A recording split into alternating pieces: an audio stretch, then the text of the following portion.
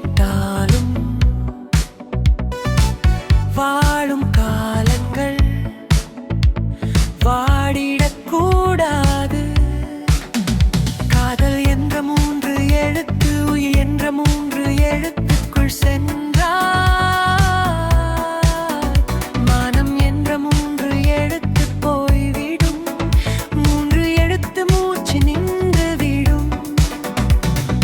பருவத்தில் மழை வந்தால் இதயத்தில் பூ பூக்கும். நெஞ்சுக்குள்